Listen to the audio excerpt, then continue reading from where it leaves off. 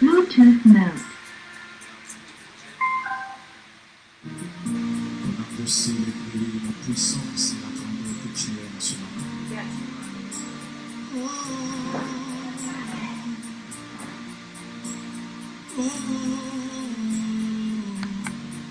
Je me dis en ce matin, Seigneur, que tu mérites la gloire. Tu mérites la louange provenant de mon cœur. You deserve all the glory, Yahweh, Yahweh. You deserve all the glory, Yahweh, Yahweh. You deserve all the glory, Yahweh, Yahweh. You deserve all the glory, Yahweh, Yahweh.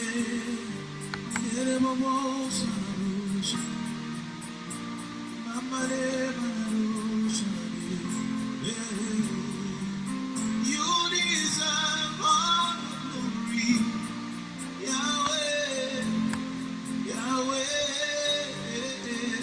You deserve all the glory, Yahweh, Yahweh. You deserve glory. You deserve the honor, my God. You deserve the glory, Lord. You deserve the honor, my God. Tu mérites la gloire.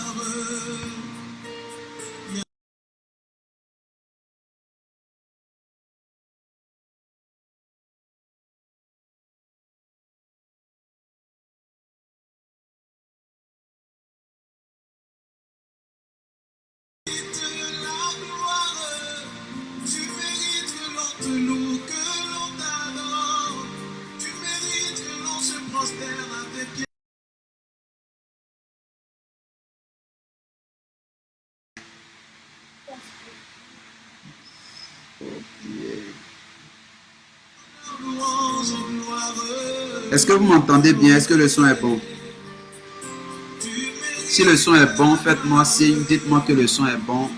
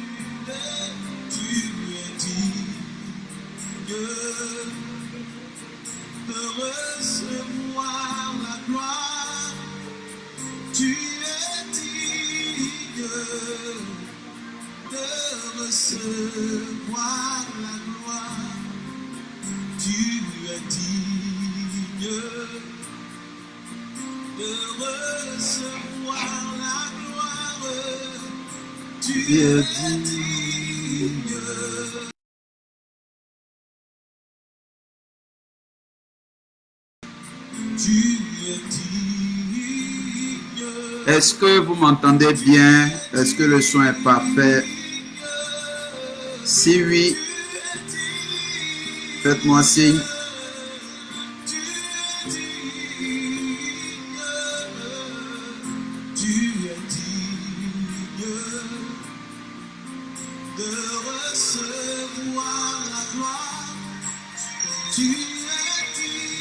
Si le son est bon, faites-moi signe.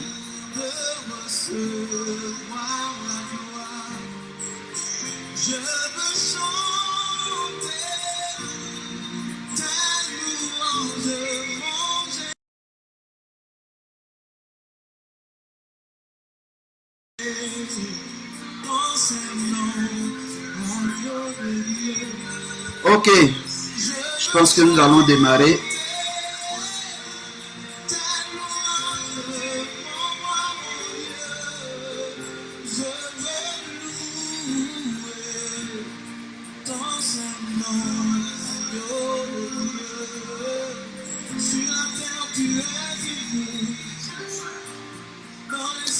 Alors, prions ensemble le Seigneur. Nous te rendons toute la gloire, notre Dieu et notre Père. Nous te disons merci pour cette occasion que tu as rendue possible. Nous voulons prier pour que ton règne vienne. Nous voulons prier pour que ta grâce soit notre partage. Merci de bénir ce moment. Merci de bénir la technique. Que ton sang nous couvre, que ta grâce soit notre partage. Et que ce soit encore ta grâce se manifeste dans la vie de chacun d'entre nous. Seigneur, sois loué et sois exalté dans le nom puissant de Jésus-Christ de Nazareth. Amen. Alors, le thème qui nous rassemble ce soir, c'est... Ouh, j'ai oublié de couper la musique.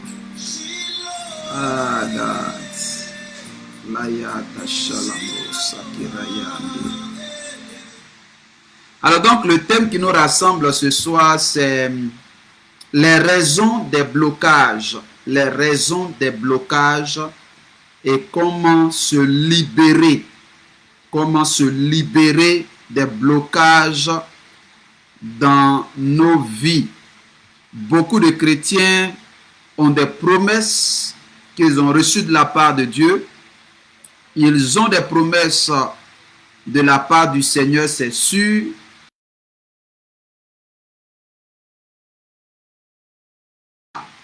De Dieu à travers des canaux que Dieu s'est choisis afin de pouvoir libérer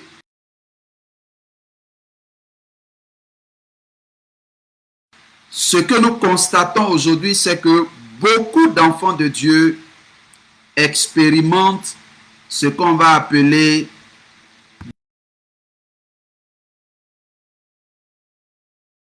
blocage.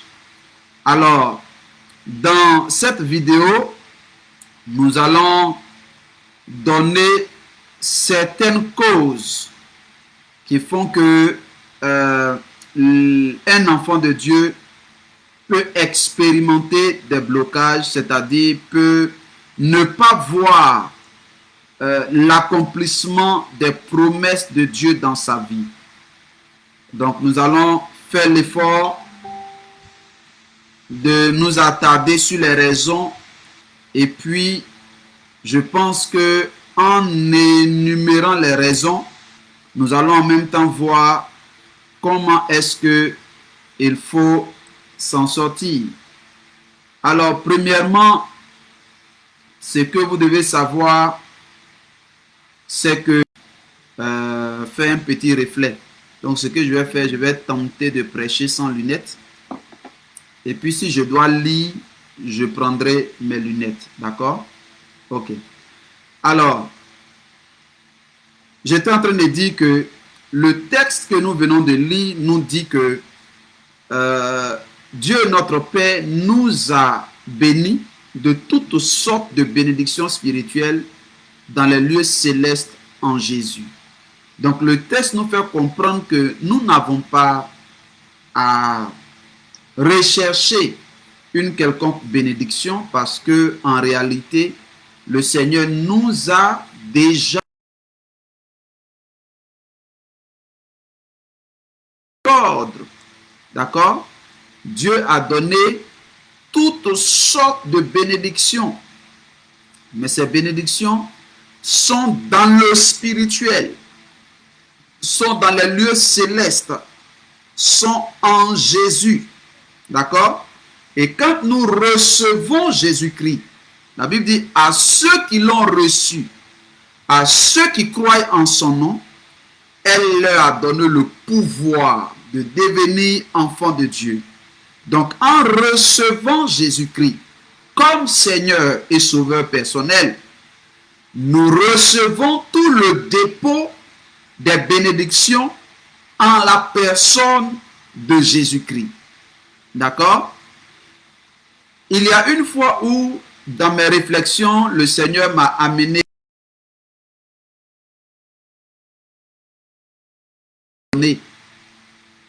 et c'est lors d'une méditation personnelle que le Seigneur va attirer mon attention sur la conception de l'homme. Le Seigneur m'a fait comprendre qu'en réalité, quand l'homme est conçu, après qu'un spermatozoïde ait croisé une ovule et que les deux aient formé bien à l'extérieur pour venir introduire dans cet œuf-là. Le Seigneur m'a fait comprendre que dans cet œuf, il y a déjà tout. D'accord? Quand la Bible dit, quand je dis qu'il y a tout, il y a effectivement tout. Il y a effectivement tout. Je n'ai pas partagé la vidéo sur mon mur. Laissez-moi essayer de partager. Voilà, si vous êtes là, n'hésitez pas à partager la vidéo.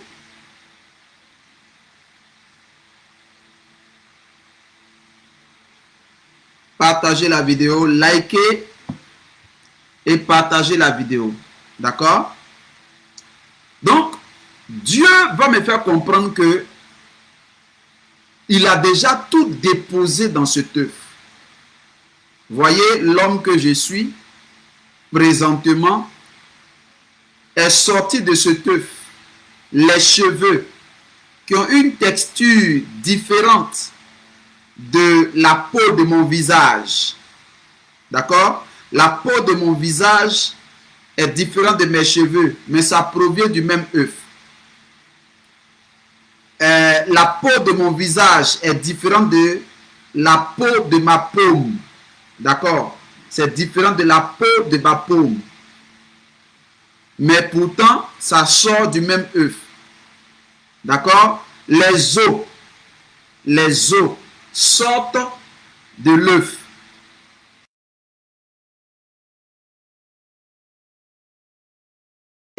Donc, tout ce que nous sommes provient de l'œuf qui a été créé suite à la rencontre du spermatozoïde et de l'ovule. Donc, le Seigneur m'a fait comprendre que Dieu a déjà tout mis dans l'homme. Dieu ne prend pas les os pour venir mettre dans le corps. Il ne prend pas les intestins pour venir mettre dans le corps. Tout existe déjà dans l'œuf. C'est extraordinaire. Regardez, quand un bébé naît, par exemple, à l'hôpital, on vérifie les réflexes pour voir s'il n'a pas un handicap. Donc, on va prendre le bébé et on va le faire marcher. Et on va constater que le bébé met un pas après l'autre. Un pied en avant, l'autre pied en avant, ainsi de suite. Pour nous faire comprendre que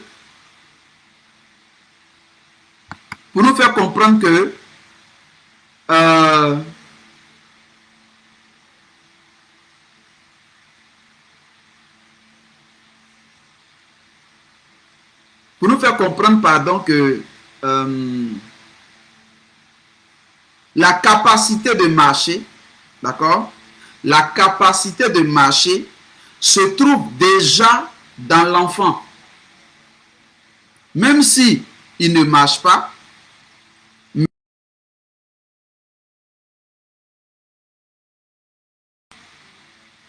la capacité de marcher existe déjà en l'enfant, même s'il ne marche pas. D'accord? C'est comme les oisillons qui naissent. La capacité de s'envoler est déjà... Je vous explique toutes ces choses. Je vous explique toutes ces choses pour que vous compreniez que effectivement, Dieu nous a déjà tout donné. Dieu nous a déjà tout donné. Mais l'un des grands problèmes que nous avons, c'est que nous n'avons pas la foi. Nous sommes incrédules. D'accord? On continue à se plaindre. On continue à murmurer. On continue à nous comporter d'une manière qui, je crois, ne permet pas à la puissance de Dieu, à l'Esprit de Dieu, d'agir dans notre vie. D'accord? Ce que beaucoup de personnes ne savent pas et que aujourd'hui beaucoup de personnes font, les gens ne savent pas que le royaume de Dieu fonctionne par la foi. Les gens sont devenus aujourd'hui tellement réalistes, tellement pragmatiques, qu'ils pensent que être réaliste est normal. Non. Dans le royaume de Dieu, si vous êtes pragmatique, si vous êtes réaliste, vous n'allez pas voir beaucoup de choses s'accomplir dans votre vie. Je vous donne un exemple. Pierre était dans la barque. Jésus a marché sur l'eau, il est venu à leur niveau. Les disciples ont eu peur. Et Pierre va prendre son courage et dit à Jésus, si c'est vraiment toi le Seigneur, ordonne que j'aille vers toi. Le Seigneur va lui dire, viens. Pierre va sortir de la barque, il va poser un pied sur l'eau, il va commencer à marcher un temps. Mais on n'a pas compris ce qui s'est passé. Pierre commence à s'enfoncer. Il commence à sombrer. Et quand il commence à sombrer, le Seigneur le saisit et lui fait un reproche. Il lui dit, Pierre, pourquoi as-tu douté? Pourquoi as-tu douté? Donc ça veut dire qu'au moment où Pierre était sorti de la barque, il avait la foi. Et tant qu'il avait la foi, il marchait sur l'eau. Mais quand il a commencé à réaliser qu'en temps normal, un homme ne peut pas marcher sur l'eau, un homme ne doit pas marcher sur l'eau, un homme doit couler. Quand il a commencé à devenir réaliste, pragmatique, alors ce qui s'est passé, c'est qu'il a commencé à couler. Il a commencé à s'enfoncer. Vous comprenez? Nous devons comprendre que là où il n'y a pas la foi, la puissance de Dieu ne peut pas se déployer. Jésus-Christ s'est étonné de l'incrédulité des gens dans la région où il a grandi. La Bible dit que là, il n'a pas pu faire beaucoup de miracles, si ce n'est quelques guérisons. Pourquoi? Parce que les gens là ne le considéraient pas comme le Messie. Et comme on ne le considérait pas comme le Messie, beaucoup de miracles ne pouvaient pas se produire. Mais quand Jésus quittait là et qu'il arrivait dans d'autres endroits, des choses extraordinaires se produisaient. C'était un souci d'incrédulité. Une fois même, les disciples de Jésus sont venus trouver Jésus et lui ont dit, mais pourquoi on n'a pas pu guérir ce monsieur-là? Parce que le monsieur avait envoyé un enfant, il avait envoyé son enfant, et les disciples n'ont pas pu le guérir. Le monsieur a dit à Jésus que non, de temps en temps, l'esprit le met dans le feu, le met dans l'eau, tout ça. Et Jésus a sévèrement repris ses disciples. Jusqu'à quand je vais vous supporter? Et Jésus a guéri l'enfant. Quand Jésus finit de guérir l'enfant, après les disciples viennent demander à Jésus, mais pourquoi est-ce qu'on n'a pas pu guérir l'enfant? Et Jésus leur dit, mais c'est à cause de votre incrédulité. C'est à cause de votre incrédulité. Donc là où il n'y a pas la foi, là où il n'y a pas la foi, tu ne peux pas voir la main agissante de Dieu dans ta vie. L'une des premières causes des blocages dans la vie de plusieurs personnes, c'est l'incrédulité.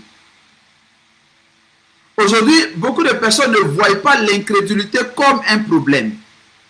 Ils ne voient pas l'incrédulité comme étant un obstacle à la manifestation des promesses de Dieu dans leur vie. Ils ne se soucient pas de savoir s'ils ont la foi ou non. Vous voyez, ce qui fait qu'aujourd'hui, beaucoup de personnes n'arrivent pas à expérimenter les miracles de Dieu, la main de Dieu, l'accomplissement des promesses de Dieu, des prophéties divines dans leur vie. Écoutez-moi. Si tout à l'heure je vous dis que je vous ai fait un Western Union et que demain vous pouvez retirer cet argent, dès ce soir, dès que vous avez entendu le son de ma voix, vous allez commencer à vous réjouir. Vous allez commencer à planifier ce que vous allez faire avec cet argent. Vous allez être heureux parce que je vous ai dit que je vous ai fait un Western Union. Je vous ai fait un transfert. Vous allez commencer déjà à vous réjouir. Alors que vous n'avez pas encore vu l'argent. Vous n'avez pas encore touché l'argent, mais vous allez commencer à vous réjouir. Vous allez commencer à vous réjouir. Alors, pourquoi est-ce que vous croyez à la parole d'un simple humain, mais vous ne croyez pas en la parole de Dieu? Personne ne lit la Bible et se réjouit d'une promesse de Dieu comme celle que je viens d'expliquer. Ça veut dire que la vérité, c'est que la plupart d'entre nous sont incrédules. Et tant que tu es incrédule, tu ne pourras pas voir la main de Dieu se manifester dans tes activités. Donc, la première des choses que je veux que tu comprennes, oui, sois béni, évangéliste Christian, vis éternellement. Donc, la première des choses que je veux que vous compreniez, c'est que vous ne verrez pas la main de Dieu agir dans votre vie si vous n'êtes pas des personnes qui marchez par la foi. Si vous ne croyez pas qu'effectivement vous avez déjà été béni. D'accord? Ça, c'est la première raison que je voulais partager avec vous. Pour ce soir, je vais vous partager 2 raisons.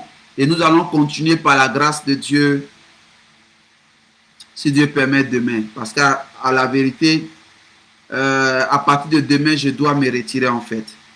Mais on verra si de mon lieu de retraite je ferai un direct rapide.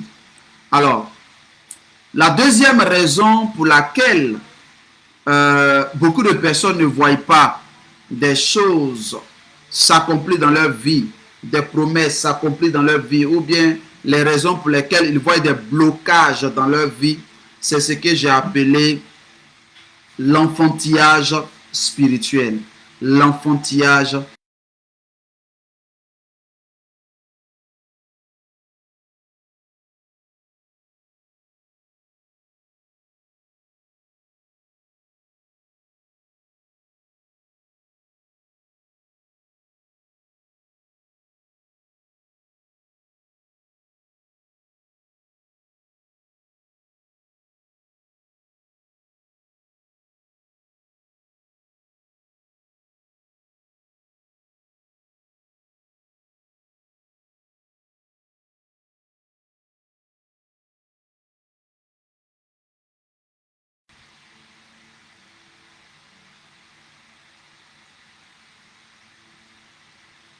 Ouh là là.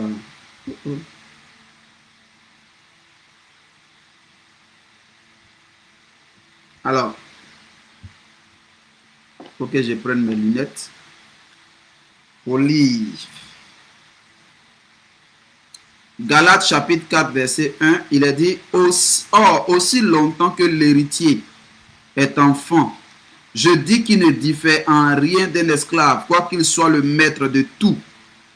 Mais il est sous des tuteurs et des administrateurs jusqu'au temps marqué par le Père. Donc le texte dit, aussi longtemps que l'héritier est enfant, il n'est pas différent d'un esclave, quoi qu'il soit le maître de tout. Mais il est sous des tuteurs et des administrateurs jusqu'au temps marqué par le Père. Ce texte nous explique que quelqu'un peut être héritier de Dieu, quelqu'un peut avoir droit à l'héritage de Dieu, quelqu'un peut avoir droit aux bénédictions divines, mais peut ne pas jouir de ces bénédictions, tout simplement parce que, bien qu'étant héritier, il est encore enfant. Il est enfant spirituellement. Et parce qu'il est enfant spirituellement, il ne peut pas jouir des bénédictions divines. Il va constater que malgré ses prières, malgré ses jeûnes, malgré ses pleurs, malgré ses plaintes, il y a des choses qui ne se manifestent pas dans sa vie.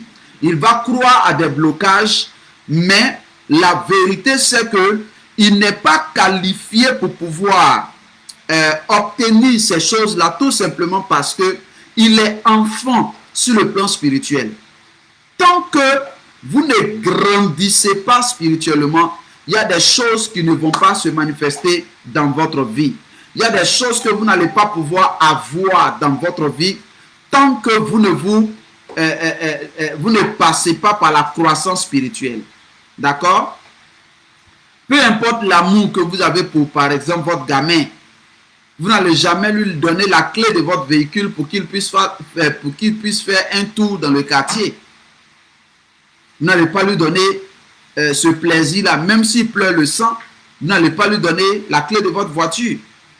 Tout simplement parce que il est enfant. Il faut qu'il grandisse pour que vous puissiez lui faire assez confiance pour lui donner ces choses-là. Donc, c'est comme ça que Dieu traite avec ses enfants. Si vous ne grandissez pas spirituellement, il y a des bénédictions qui ne vont pas apparaître dans votre vie. Le bébé qui est né, il a en lui la capacité de marcher. Mais il ne marchera pas tant qu'il ne grandit pas. D'accord? Il ne marchera pas tant qu'il ne grandit pas. Donc, je veux vous faire comprendre la nécessité de croître spirituellement. Vous savez, quand vous grandissez, il y a des choses naturelles qui vont commencer à se passer dans votre vie. Je me souviens que mon garçon de 4 ans, un jour m'a approché et il m'a dit, papa, je veux que tu achètes ça là pour moi. Donc, il fait allusion à mes barbes et il dit, il veut que j'achète les barbes pour lui. Et je lui dis, ok, j'ai compris. Quand tu vas grandir, je vais acheter ça pour toi. D'accord? Donc, si à son âge, à 4 ans, il aspire à avoir une barbe, peu importe les prières qu'on va faire, il n'aura pas la barbe parce que c'est un enfant. Mais quand il va avoir un certain âge, sans prière, sans jeûne, sans imposition des mains, la barbe va commencer à apparaître. La barbe va commencer à apparaître. Donc, c'est comme ça aussi que certaines bénédictions, si vous êtes bébé spirituellement, vous allez prier, vous allez jeûner, mais vous n'aurez pas ces bénédictions. Mais si vous grandissez spirituellement, vous allez voir que ces bénédictions vont commencer à se matérialiser dans votre vie. Physiquement, comment est-ce qu'on grandit spirituellement? Physiquement. Il faut bien s'alimenter. Il faut manger convenablement pour être en bonne santé. Et puis la croissance, elle est naturelle. Donc, la même chose est valable sur le plan spirituel. Si vous voulez croître spirituellement, vous devez vous nourrir spirituellement. Et la nourriture spirituelle, c'est la parole de Dieu. Nous devons, la Bible, c'est Jésus qui parle, il dit que l'homme ne vivra pas seulement de pain, mais de toute parole qui sort de la bouche de Dieu. Donc, si vous devez grandir, vous devez vous nourrir quotidiennement de la parole de Dieu. Malheureusement, il y a des gens qui n'ouvrent leur Bible que quand ils sont à l'église où le pasteur est en train de donner le texte qu'ils vont lire à l'église. Aujourd'hui même, à cause des smartphones, les gens ne vont plus à l'église avec des Bibles. Ils n'ouvrent plus la Bible. Certains veulent faire semblant de faire croire qu'ils vont lire la Bible sur leur téléphone. Comment vous pouvez vous concentrer pour lire la Bible dans votre téléphone alors que juste à côté, il y a l'application WhatsApp, il y a l'application Messenger, il y a l'application Telegram, il y a l'application Instagram. C'est ça, non? Il y a Instagram. Il y a l'application... c'est que vous prenez pour faire les photos, là. Les belles photos, vous faites les clips dedans. Il y a toutes ces applications qui sont là. Et vous pensez pouvoir vous concentrer pour lire la Bible avec votre téléphone? Soyez sérieux. Soyez sérieux avec vous-même. Beaucoup ne lisent pas la Bible. Beaucoup n'étudient pas la Bible. Beaucoup ne méditent pas la Bible. C'est pourquoi ils ne grandissent pas spirituellement. Ils n'ont pas de culte personnel avec Dieu. C'est à l'église ils prient. C'est à l'église ils lisent la Bible. Quand ils ont quitté l'église et qu'ils sont venus, ils ont déposé leur Bible dans un endroit, c'est au prochain jour d'église qu'ils vont soulever leur Bible. Comment vous pouvez grandir spirituellement en agissant ainsi? Si vous êtes sérieux avec votre marche, dans votre marche avec Dieu, vous devez prendre le temps pour avoir ce qu'on appelle un culte personnel quotidien. Chaque jour, vous devez prendre le temps pour prier, pour méditer votre Bible, et puis prendre le temps dans la semaine pour avoir au moins un jour de jeûne. Et sachez que un jour de jeûne n'est pas suffisant pour votre croissance spirituelle. Vous devez dépasser les 1 jour de jeûne. Vous devez aller à 3 jours de jeûne. Vous devez aller à 7 jours. Vous devez aller à 10 jours. Vous devez aller à 14 jours. Vous devez aller à 21 jours. Vous devez aller à 40 jours. Oui, si vous voulez entrer dans les choses profondes de Dieu, vous devez apprendre à jeûner et à prier. C'est très important. Il y a des gens qui ont dit non, ils vont jeûner 7 jours, ils crient au scandale. Quand on dit 3 jours de jeûne, ils réveillent leur ulcère, ils réveillent leur maladie. C'est ce jour-là, ils vont commencer à dire au pasteur qu'ils sont malades, ils ne peuvent pas jeûner. Quand il n'y a pas de jeûne, il n'y a pas de souci. Mais dès qu'on dit qu'il y a un jeûne à l'église, ils sont malades. Mais bien aimés frères et sœurs, si vous ne grandissez pas spirituellement, il y a des choses qui ne peuvent pas vous arriver. D'accord? Donc, votre propre blocage, c'est votre enfantillage spirituel. Si vous grandissez spirituellement, vous allez voir que beaucoup de choses vont commencer à se matérialiser dans votre vie. Voilà donc là où je vais m'arrêter pour ce soir. 2 raisons. La première raison, c'est l'incrédulité. La deuxième raison, c'est l'enfantillage spirituel. Si vous êtes bébé spirituellement, il y a des choses, des bénédictions que vous ne verrez pas s'accomplir dans votre vie. Si vous êtes enfant, il y a des choses qui vont vous écraser. Donc, Dieu va prendre soin de vous forger d'abord votre vie intérieure, votre caractère intérieur. Regardez, il y a des gens dont le caractère détruise ce qu'eux-mêmes ils bâtissent. Donc, pour t'éviter ça, Dieu va t'empêcher d'avoir certaines choses. Tant que ton caractère, ta vie intérieure n'est pas compatible avec la bénédiction, écoutez-moi très bien, écoutez-moi très bien. Très souvent, notre vie extérieure est le reflet de notre vie intérieure. Regardez, les gens qui sont là et puis qui ne sont pas mentalement millionnaires, et puis qui tout d'un coup, ils gagnent au loto et ils deviennent millionnaires. Ce qui se passe, c'est qu'il y a une loi qu'on appelle la loi de l'équilibre qui va faire que il faut qu'il y ait équilibre. Extérieurement, ils sont millionnaires. Intérieurement, ils ne sont pas millionnaires, ils sont pauvres. Donc, la loi de l'équilibre va faire de telle sorte que les millions qu'ils ont eu là, ils dilapident tout ça. Et quand ils ont perdu, l'extérieur devient pauvre comme l'intérieur. Alors, il y a un équilibre. C'est pourquoi la plupart des gens qui gagnent au loto ne deviennent rien après quelques années. Mais quand quelqu'un était déjà millionnaire intérieurement, alors quand il gagne des millions physiquement, il arrive à gérer de telle sorte que sa vie va à un autre niveau. C'est pourquoi je dis souvent qu'il faut être millionnaire avant d'être millionnaire. Alors, voilà donc ce que je voulais partager avec vous.